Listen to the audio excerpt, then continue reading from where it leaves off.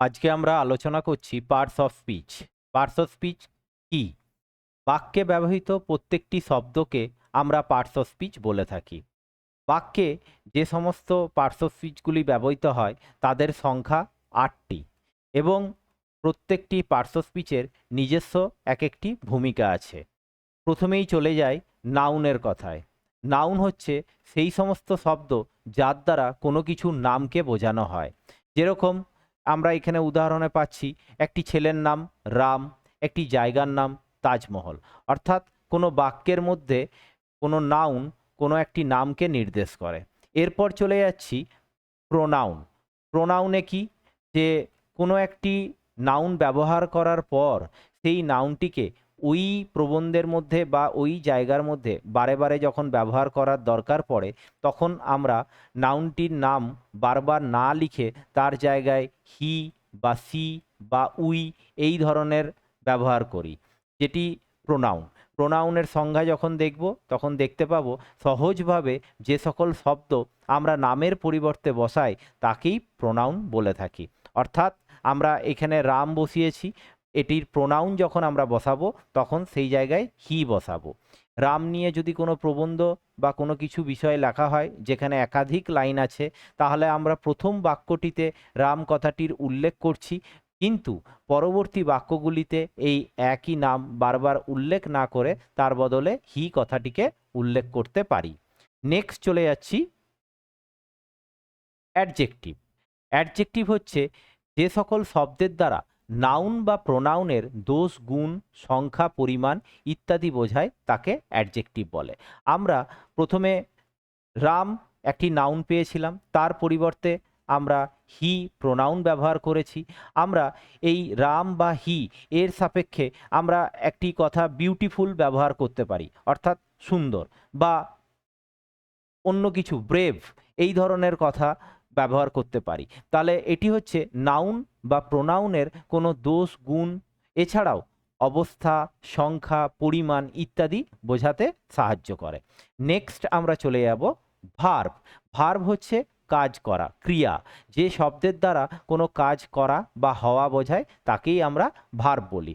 আমরা যে নাউন বা প্রোনাউনের কথা উল্লেখ করলাম, সেই নাউন এবং প্রোনাউনের উদ্দেশ্যে কিছু কাজ ওই বাক্য নির্দেশ করে থাকে। অর্থাৎ যে বালকটির কথা বলছি সে যাচ্ছে, অর্থাৎ গো, খাচ্ছে, ইট, এই ধরনের, স্লিপ মানে ঘুমাচ্ছে, বাই কোনো কিছু কিনছে, এই ধরনের তার কোনো কাজের কথা বাক্যে উল্লেখ নিশ্চয়ই থাকছে।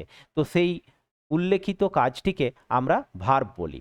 এরপর নেক্সট চলে যাচ্ছি অ্যাডভার্ব। অ্যাডভার্ব হচ্ছে কোনো একটি ভার্ব বা কোনো একটি অ্যাডজেক্টিভ অন্য একটি অ্যাডভার্বকে মডিফাই করলে তখন সেই শব্দগুলি অ্যাডভার্বের অন্তর্ভুক্ত হবে। যেরকম হচ্ছে স্লোলি, কেয়ারফুললি, ভেরি, ওয়েল, এইগুলি সব এক একটি অ্যাডভার্ব। কোনো একটি কাজ, অর্থাৎ আমি রাইট লিখছি, এইটি কেমন লিখছি? স্লোলি লিখছি, অর্থাৎ ধীরে ধীরে লিখছি। কোনো একটি ভার্বকে আমরা এখানে মডিফাই করছি। কোনো একটি ভার্ব কেমনভাবে সংঘটিত হচ্ছে সেটি একটি অ্যাডভার্বের মধ্যে দিয়ে আমরা প্রকাশ করছি। নেক্সট চলে যাচ্ছি প্রিপোজিশন। প্রিপোজিশন কি? যে বাংলায় প্রি কথার অর্থ হলো পূর্ব, আর পজিশন কথার অর্থ হলো অবস্থান। তাই সহজেই যদি এটাকে আমরা ব্যাখ্যা করি, তাহলে কোনো একটি শব্দ নাউন বা প্রোনাউনের পূর্বে বসে বাক্যটির অন্য অংশের সাথে যখন সম্পর্ক স্থাপন করে তখন সেটি হয়ে যায় প্রিপোজিশন। যেমন in, on, under, with, at, over, of এবং আরও অনেক আছে। তো বিষয়টা হচ্ছে যে এর মেন কাজ হলো যে বাক্যের মধ্যে যে জায়গায় নাউন বা প্রোনাউন থাকছে সেই অংশটার সাথে বাক্যের যে বাকি অংশ তার সম্পর্ক স্থাপন করা। নেক্সট চলে যাচ্ছি কনজাংশন। কনজাংশন কি? যে সমস্ত ওয়ার্ড একাধিক শব্দ অথবা বাক্যের বিভিন্ন অংশ অথবা ক্লজকে সংযুক্ত করে বা যোগ করে তাকে কনজাংশন বলে। যেরকম and, or, but, yet, for, আরও অনেক কনজাংশন আছে। তো এই কনজাংশনের কাজ হচ্ছে যে বাক্যের মধ্যে থাকা বিভিন্ন শব্দ বা বাক্যের বিভিন্ন অংশকে যোগ করা। নেক্সট চলে যাচ্ছি ইন্টারজেকশন। ইন্টারজেকশন কি?